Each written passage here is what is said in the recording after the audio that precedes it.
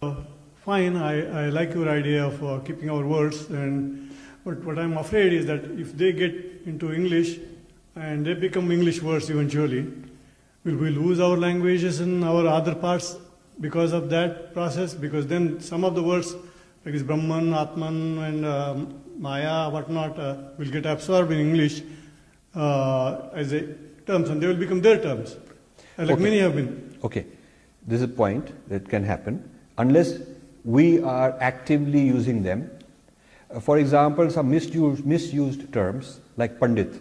Now you have Wall Street Pandits, and you have, everybody who's Guru. So those are terms we have abandoned. They become like, that's a different way of letting them enter the vocabulary, and we do not use them in the proper way and keep that control ourselves. So Pandit became any old guy who's got some expertise in whatever, he's become a Pandit and Guru and things like that.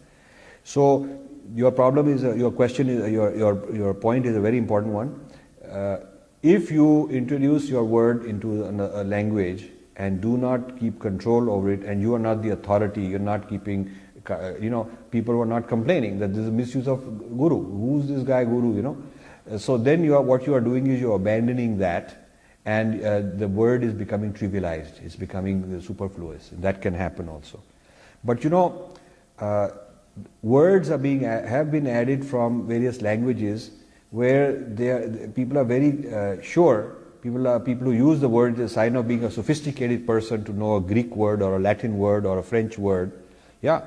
And so we have to have our own people who are well spoken in English and writers in English take the responsibility of bringing the word with authenticity into the English language, rather than just introducing a word and making pop culture out of it.